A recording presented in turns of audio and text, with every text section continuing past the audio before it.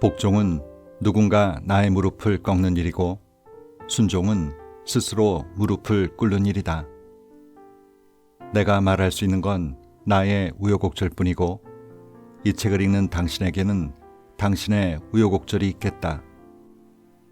그렇게 만들어진 나의 아름다움과 너의 아름다움이 다를지언정 너의 무릎이 꺾일 때 나는 언제까지고 옆에서 함께 꿇는 무릎이고자 한다. 책 읽는 다락방의 제이입니다. 오늘은 25살 나이에 2014년 조선일보 신춘문예 시 부문에 발레라는 시가 당선되면서 등단한 젊은 시인 최현우의 첫 산문집인 나의 아름다움과 너의 아름다움이 다를지언정을 소개해드릴까 합니다. 힘든 20대를 지내오면서 그때의 통증과 절망의 순간들을 잘 승화시키고 걸러내어 이젠 단단한 마음 근육으로 담아낸 글들에서 젊은 날의 고뇌, 포용과 기쁨, 그리고 위로와 따뜻함을 느낄 수가 있습니다. 책 서두에 작가가 가졌던 고민들의 흔적들이 있는데요. 그 내용에 공감하는 분들이 많을 것 같아서 본문에 앞서 먼저 간단히 소개해드릴까 합니다. 복종과 순종의 차이에 관해서 오래 골몰해왔다. 다른 이의 세상이나 그 뜻을 따라가는 일뿐만 아니라 자신의 삶에 스스로 순종할 것인지 어쩔 수 없이 복종할 것인지 그게 과연 선택에 따라 달라질 수 있기나 한 일인지 고민한다고 고통의 부위가 바뀌는 일은 아니었지만 어떤 나날은 때로 모든 시간이 지난 뒤에야 나의 날들이 아니었음을 알게 되거나 혹은 그때야말로 내게 주어진 진실한 행운의 날들이었음을 뒤늦게 깨닫고는 했다. 나는 차라리 운명과 내통하는 사람이고 싶었다. 나의 의지와는 상관없이 삶의 안쪽으로 갑작스레 쳐들어오는 모든 슬픔과 아픔, 기쁨과 즐거움 앞에서 스스로 영혼의 향방을 결정할 수 있는 사람이고 싶었다.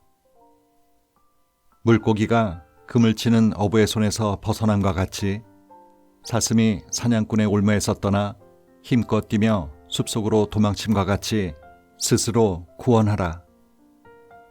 그러나 지금까지 나는 도망쳐야 할 곳에서 맥없이 주저앉거나 도망치지 말아야 할 곳에서 뒷걸음질치며 살아온 것 같다. 그 후회를 극복하지 못할 때마다 조금씩 글을 적었다. 이 책은 총 3부로 나누어 혼자로 시작해 타인, 그리고 우리에 대한 글 42편이 실려 있습니다. 그럼 책 속으로 함께 들어가 보실까요?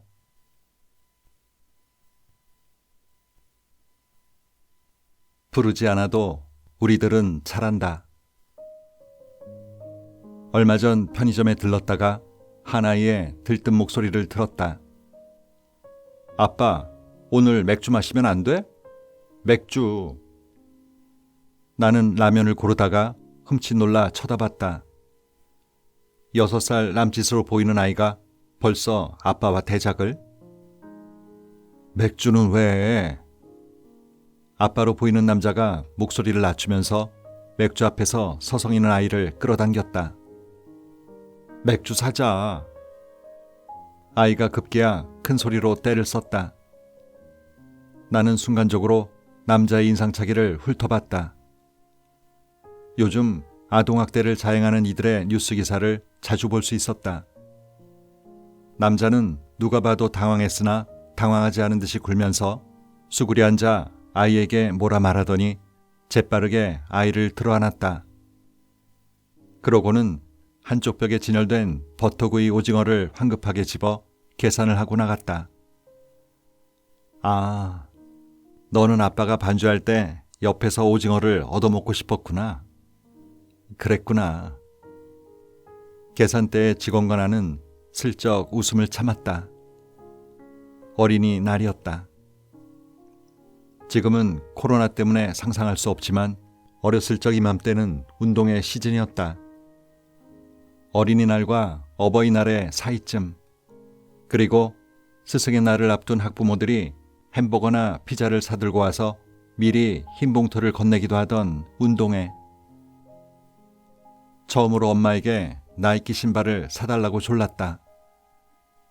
우리들의 운동회는 1년에 한 번 학교 안에서 정해진 옷차림을 벗어나 마음껏 멋을 부리는 일종의 패션 투기장이었다. 중학생 신발 한 켤레에 10만 원이 넘어가는 가격을 도저히 이해할 수 없던 엄마는 나의 발이 더 클 거라는 말로 요구를 거절했다. 그렇게 처음 시도한 나의 계급투쟁은 싱겁게 끝이 나는 듯했으나 운동회 전날 무려 푸마 추리닝을 건네는 엄마는 그때 나의 눈에 흡사 무사에게 복음을 하사하는 왕처럼 보였다. 이것은 푸마다. 나이키보다 못하지만 PUMA 알파벳 이니셜 위에 날렵한 맹수가 그려진 내게도 푸마가 생긴 것이다. 나는 그날 밤 푸마를 머리맡에 두고 새옷 냄새를 맡으며 잤다. 아프리카 초원을 힘껏 뛰는 꿈을 꿨다. 아이들의 어긋난 심리를 교묘하게 놓치지 않는 건 언제나 어른들이다. 동네 시장마다 그런 메이커 티셔츠나 운동화의 모조품들이 넘쳤다. 어른들의 눈에는 일견 흡사하고 티가 나지 않아 보였겠지만 당시 아이들은 상표의 위치, 섬유의 질감, 박음질의 모양, 디자인 넘버 등 사소한 디테일까지 전부 감별할 정도로 전문가가 되어 있었다.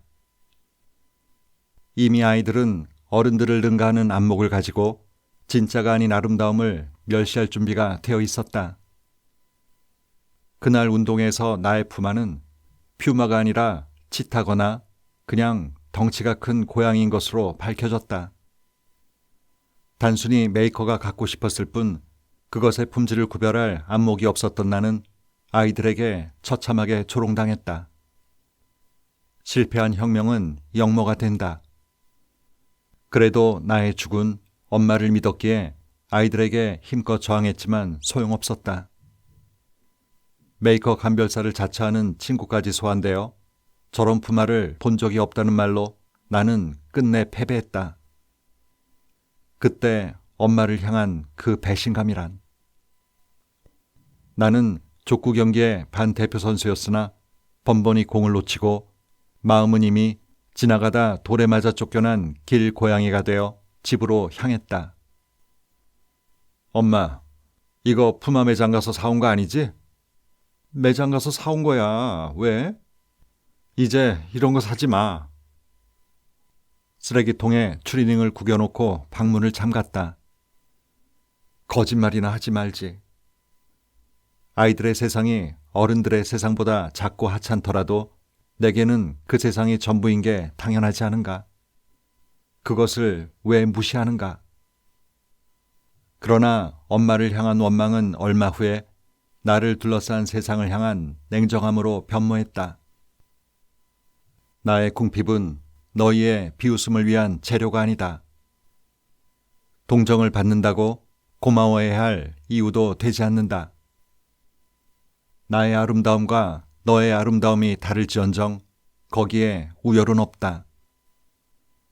너희들은 고작 누군가보다 비싼 물건으로 치장하며 너희의 삶에 안도할 뿐이지 않은가.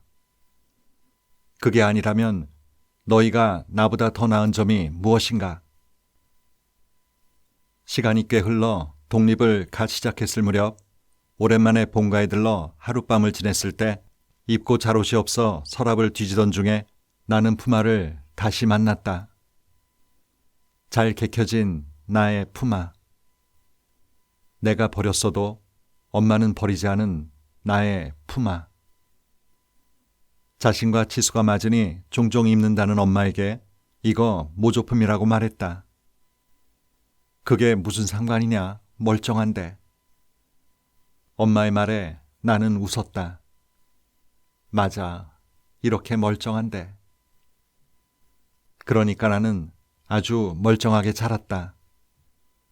혼자서는 도저히 지나갈 수 없었던 순간도 엄마의 손에 잘 개켜져서 멀쩡하게 건너왔다.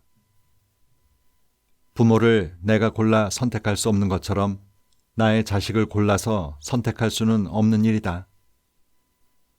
부모와 자식은 우연히 만나 운명을 살아가지만 끝내 같은 세상에서 다른 세상을 살아간다. 그래서 부모가 된다는 건 자격의 문제가 아니라 자신의 문제일지도 모르겠다. 한 사람을 온전하게 키워내고 결국에 아주 멀리 떠나보낼 자신. 소유로 여기지 않으면서 가진 전부를 기꺼이 줄 그런 자신. 이는 말처럼 쉽지 않은 일이고 쉽게 여겨서도 안 되는 일이므로 타인이나 세상이 강요할 수 없는 일일 것이다. 다만 나도 언젠가 아이와 함께 편의점에서 버터구이 오징어를 사 먹는 사람 정도는 되어보는 상상을 한다. 다 풀어도 아무도 알아주지 않겠지만 혼자만의 책장 속에 꽂아놓고 언제라도 뿌듯하게 여길 수 있는 수학 문제집처럼.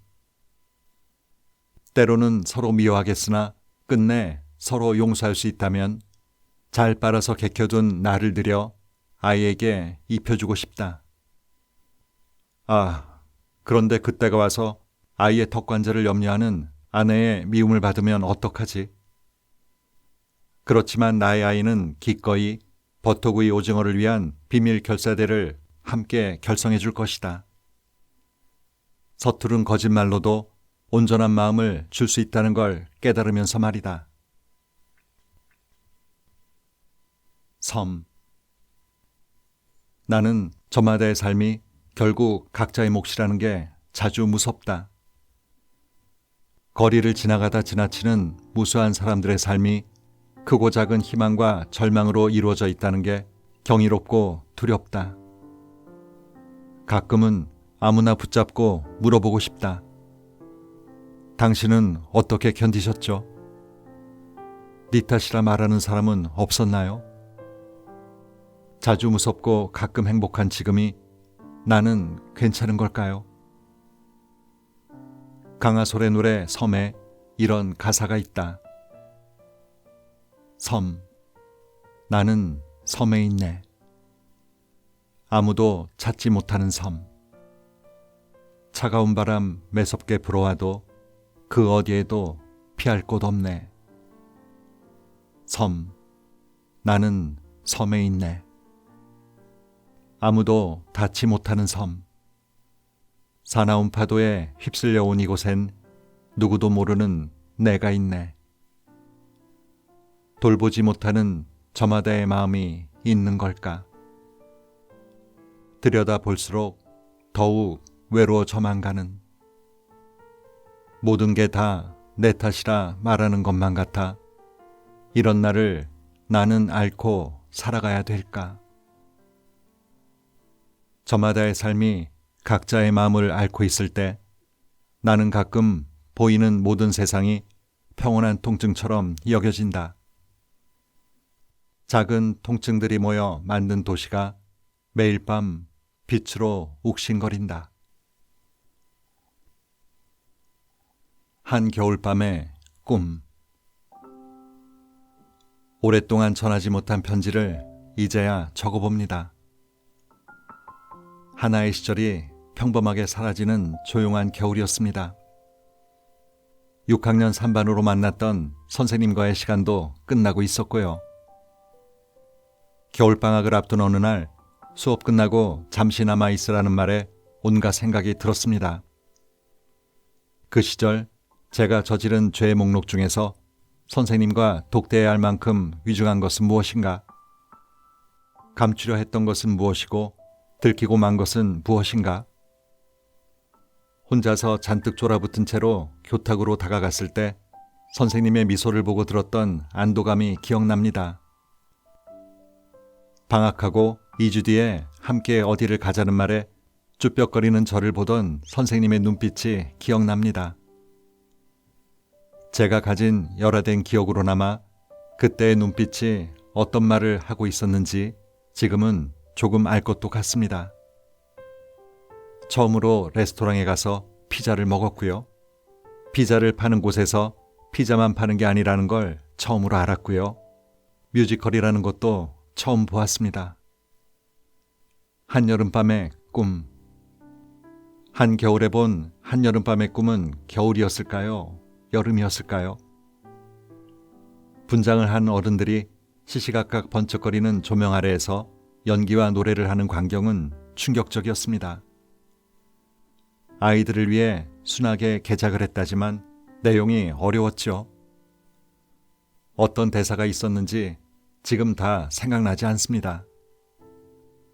관람을 마치고 집 앞까지 태워다 주시는 차 안에서 저는 난감했습니다. 재밌었냐는 질문에 재밌었다는 짧은 대답이 망설여졌죠. 지금에서야 고백하지만 저는 불편하고 당황스러웠습니다. 선생님 가족이 주고받는 즐거운 식사와 다정한 대화가요. 그때 저는 겪어보지 못한 풍경이었습니다. 도무지 어색해서 자연스럽게 참여하지 못했지만 알게 모르게 느꼈던 것 같습니다. 선생님이 제게 보여주고 싶었던 건 뮤지컬이 아니라 가족의 모형이었다는 걸. 어렵고 불행하지 않은 가족의 모습이 제게 필요하다고 여기셨다는 걸 이제는 이해합니다. 이후로 살면서 저는 많은 스승과 만나고 헤어졌지만 특별하게 기념할 만한 만남은 많지 않았습니다. 제가 살면서 만난 대부분의 스승은 제게 세상을 향한 불신과 환멸을 교육하기도 했죠. 선생님을 찾지 않았던 이유도 그랬습니다.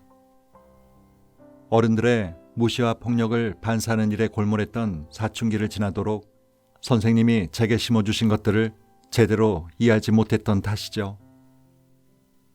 졸업하는 날 직접 손뜨개로 만드신 물병 주머니와 함께 주신 카드에는 뮤지컬의 대사가 기억나느냐고 적혀 있었습니다. 아무리 천하고 멸시할 만한 것이라도 사랑은 훌륭하고 품이 있는 것으로 바꾸어 준답니다. 그때는 그 말의 의미도 모르고 단어도 어려워서 대충 외우고 다녔습니다. 지금의 저 말도 정확하진 않겠지만 카드와 더불어 학부모에게 전달하라고 주신 생활기록부에 적혀있던 말들은 기억합니다. 아무리 봐도 좋은 말이 아닌 것 같아서 부모님께 안 드리고 며칠을 펼쳐보며 고민하다가 몰래 버렸거든요.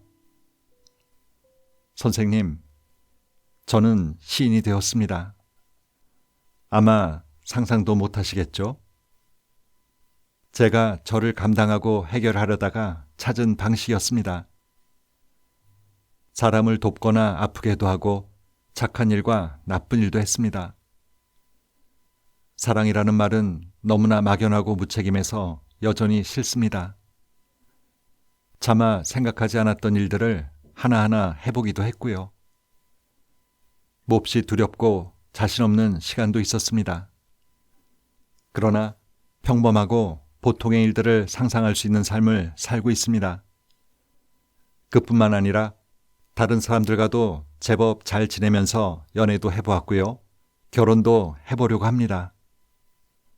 아마 머지않은 날에 누군가의 부모가 되는 결심을 하는 날도 오겠죠.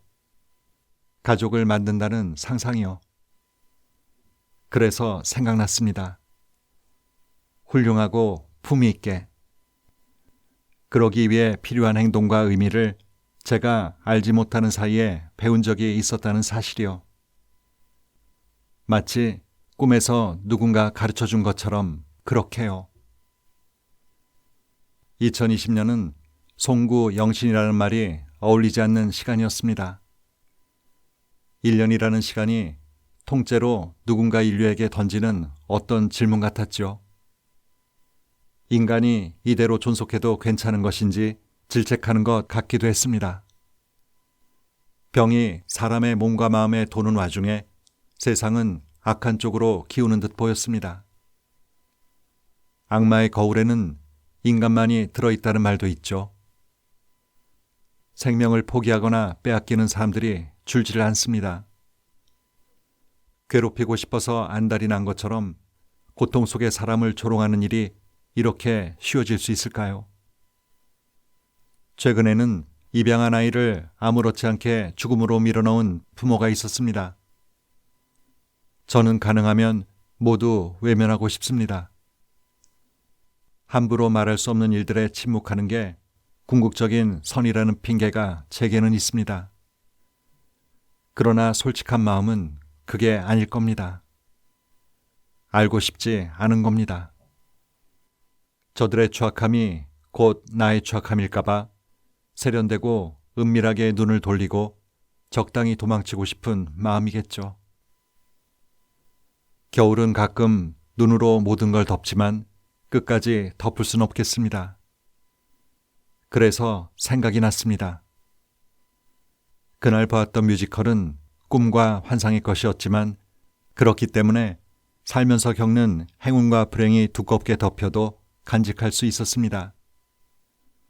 이것은 선생님이 제게 만들어 두신 겨울의 일일 겁니다. 아이에게 어떤 말을 하고 어떤 모습을 보여줄 것인가를 고민하는 어른만이 그들의 세계도 훌륭하고 품위 있게 바꿔나가겠죠. 그런 어른, 저도 될 수 있을까요?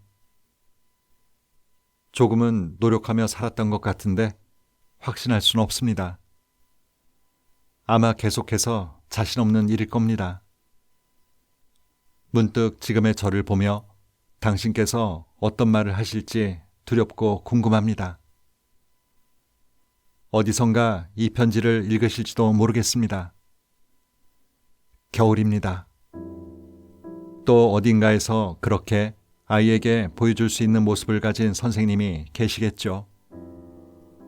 손뜨개를 하며 다정한 일들을 일으키는 사람이요. 그것을 믿어보려 합니다. 새해니까요. 우리 모두의. 겨울이 지나면 다시 만날 수 있겠습니다. 건강하세요. 가장 깨끗한 절망. 모든 고통의 총합이 나의 용량을 넘었을 때가 가장 깨끗한 절망 같다. 그래서 눈물은 쏟아진다는 표현이 잘 어울린다. 영화 이터널 선샤인 원안에는 나이든 조엘과 클레멘타인이 여러 번 기억을 지우고 만나고를 반복했다고 설정되어 있다. 잊을 용기와 잊지 않을 용기의 함량이 만남을 견디게 하는 총량을 결정하는지도 모른다. 나를 잊으면 사랑이 되고 너를 잊으면 이별이 된다. 놓쳐버린 걸 놓아주었다고 말하는 변명은 병명에 가깝다. 끝내 상실을 버틸 기력이 없어 그런 식으로 운다. 자기 자신이 제일 잘한다. 사실 떠날 것들은 떠나기로 되어 있다. 그리움은 거기에 덧붙인 우표 같은 것이다. 멀리 보낼수록 비싼. 견디기 쉬운 사람이 있다. 그건 그 사람이 쉽고 가벼워서가 아니라 자신의 일부를 그 자신이 절반 이상 스스로 견뎌내고 있기 때문이다. 다정하되 다정함을 무기로 사용하지 않는 사람. 애정과 관심을 화폐로 이용하지 않는 사람. 그럼에도 두려워 거두거나 용량을 한정하지 않고 묵묵히 손을 건네는 사람. 나는 그런 사람에게 영혼을 배운 적이 있다. 잊지 말고 잃지 말자. 아직 남은 이들에게, 내게 남아준 이들에게. 4월 하면 1년 중 4번째 달인 4월 말고 또 무엇이 떠오르시나요?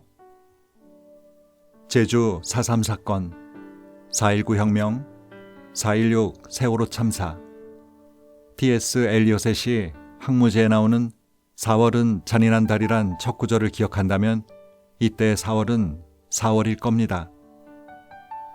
조금 더 생각을 확장해 보면 모래 위에 비치는 달인 4월도 있겠고 서쪽으로 지는 달인 4월도 있겠죠.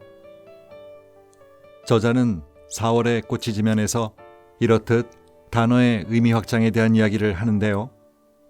넷이라는 단어에 대해서도 이렇게 말을 하네요. 내 시에는 너의 시간 또는 너의 시라는 의미도 담을 수 있다고요. 하나의 단어도 생각하기에 따라 또 지식의 정도에 따라 이처럼 다채로운 의미로 와닿고 느껴지는데 하물며 인생사는 말해 무엇할까요? 오늘도 좋은 하루 보내세요.